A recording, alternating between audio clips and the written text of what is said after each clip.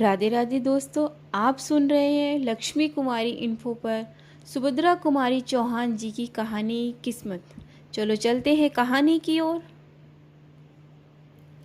भौजी, तुम सदा सफ़ेद धोती क्यों पहनती हो? मैं क्या बताऊं मुन्नी। क्यों भौजी, क्या तुम्हें अम्मा रंगीन धोती पहनने नहीं देती? नहीं मुन्नी, मेरी किस्मत ही नहीं पहनने देती, अम्मा भी क्या करे। किस्मत कौन है भौजी?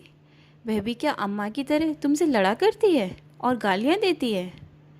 7 साल की मुन्नी ने किशोरी के गले में बाहें डालकर पीठ पर झूलते हुए पूछा, किस्मत कहाँ है भौजी, मुझे भी बता दो।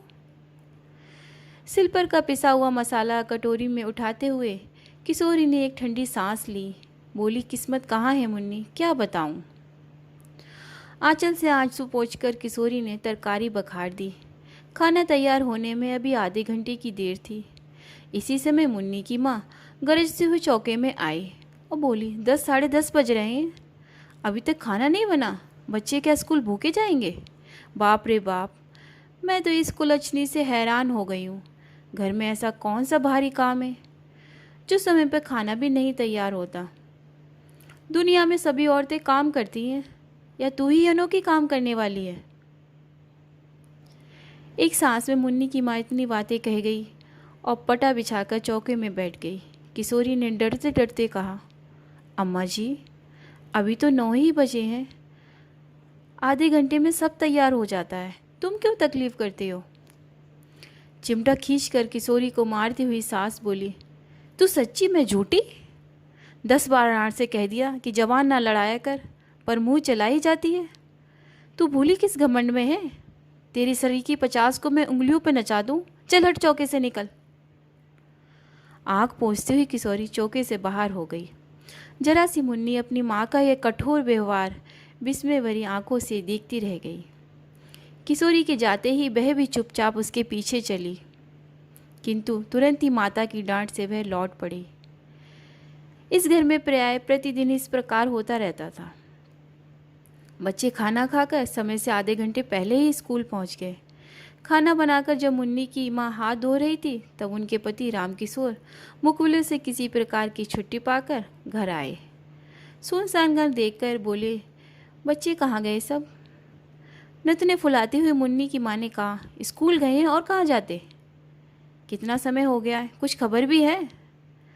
घड़ी निकाल कर देखते हुए रामकिशोर बोले, अभी 9:30 ही तो बजे हैं, मुझे कचहरी भी तो जाना है ना।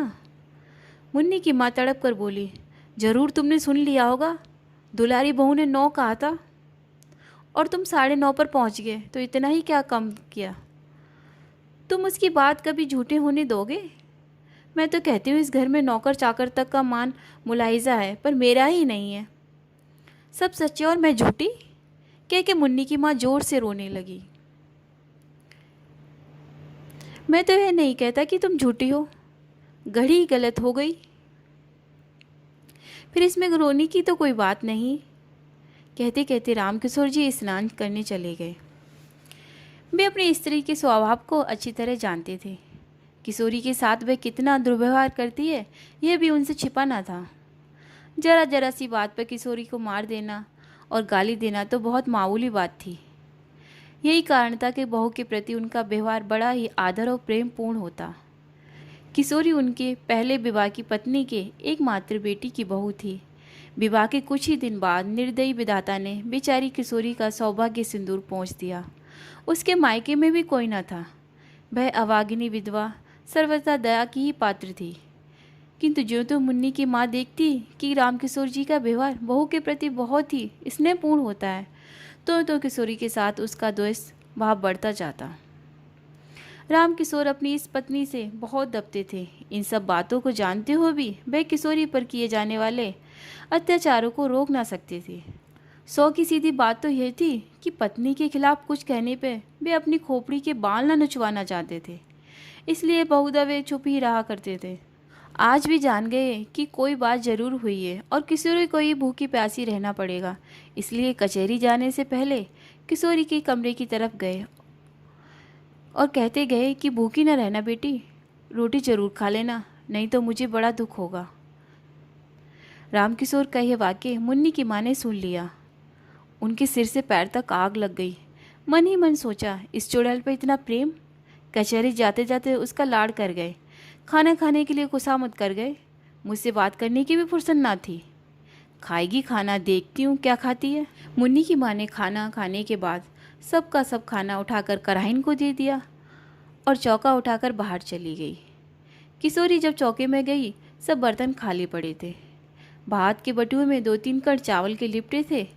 किशोरी ने उन्हीं को निकाल कर मुँह में डाल लिया और पानी पीकर अपनी कोठरी में चली आई। आज रामकिशोर जी को कचहरी में कुछ काम न होने के कारण जल्दी ही लौट आए।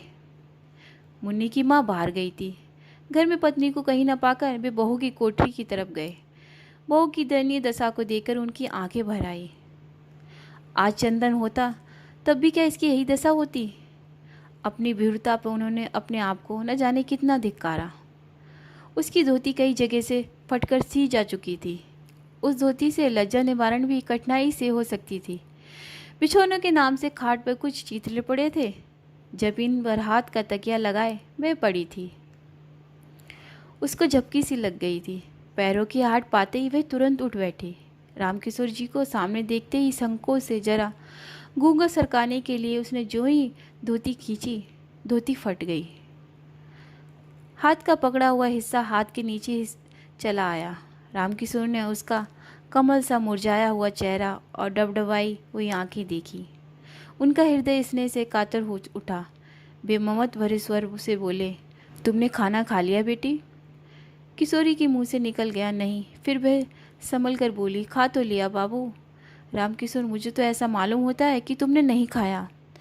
किशोरी कुछ ना बोली। उसका मुंह दूसरी ओर था, आंसू टपक रहे थे और वह नाखून से धरती खरोच रही थी। रामकिशोर फिर बोले, तुमने नहीं खाया ना? मुझे दुख है कि तुमने अपने बूढ़े ससुर की एक जरा सी बात न मानी। किशोरी को बड़ी गिलानी हो रही थी। वह क्या उत्तर दे। कुछ देर में बोली, बापू, मैंने आपकी आज्ञा का पालन किया है। जो कुछ चौके में था खा लिया, झूठ नहीं कहती। रामकिशोर को विश्वास ना हुआ। कराहीन को बुलाकर पूछा तो कराहीन ने कहा, मेरे सामने तो बहू ने कुछ ना खाया। माँ जी ने चौका पहले से ही खाली कर दिया था, खाती भी तो क्या। पत्नी की निस्तापक कुपित और बहू के सौजन्य पे रामकिशोर जी पानी पानी हो गए। आज उनकी जेब में 50 रुपये थे। उसमें से 10 निकालकर बहू को देते हुए बोले, ये रुपये रखो बेटी, तुम्हें यदि ज़रूरत पड़े तो खर्च करना। इसी समय आंधी की तरफ मुन्नी की माँ ने कोठरी में प्रवेश किया। 20 सही रुपयों का झपट कर छीन लिया। वे किशोर के हाथ तक पहुँच भी ना पाए। गुस्से से तड़प कर बोली, बाप रे बाप, अंधेर हो गया। कलयुग जो कराए सो थोड़ा ही है। अपने सिर पर चांदी की तो लाज रखते। बेटी, बहू के सूने घर में घुसते तुम्हें लाज भी ना आती। तुम्हारे ही सर चढ़ाने से तो ये इतनी सर चढ़ी है। पर मैं ना जानती थी कि बात इतनी बढ़ चुकी है। इस बुढ़ापे में भी गड्ढे में जा गिरे। राम रे राम, इसी पाप के बोझ से तो धरती दबी जाती है। वे तीर की तरह कोठरी से निकल गई। उनके पीछे ही रामकिशोर भी चुपचाप चले गए। वे बहुत वृद्ध तो ना थे, परंतु जीवन में नित्य होने वाली इन घटनाओं और जवान बेटी की मृत्यु से वे अपनी उम्र के लिहाज से बहुत बूढ़े हो चुके थे। ग्लानि और शोक से वे बाहर की बैठक में जाकर लेट गए। उन्हें रह रहकर चंदन की याद आ रही थी। तकिए में मुँह छिपाकर वह रो उठे। पीछे से आकर मुन्नी ने पिता के गले में बाहें डाल दी। पूछा, क्यों रोते हो बापू? रामकिशोर ने विरक्त भाव से कहा, अपनी किस्मत के लिए बेटी। सवेरे मुन्नी ने भौजी के मुंह से भी किस्मत का नाम सुना था और उसके बाद उसे रोते देखा था। इस समय अब उसने पिता को भी किस्मत के नाम से रोते देखा तो उसने विस्मित होकर पूछा, किस्मत कहाँ रहती है बापू? क्या वह अम्मा की कोई लगती है? मुन्नी के इस भोले प्रश्न से दुख के समय भी रामकिशोर जी को हंसी आ गई और बोले, हाँ, वह तुम्हारी माँ की बहन है। मुन्नी ने विश्वास का भाव प्रकट करते हुए कहा, तभी वह तुम्हें भी और भौजी को भी रुलाया करती है।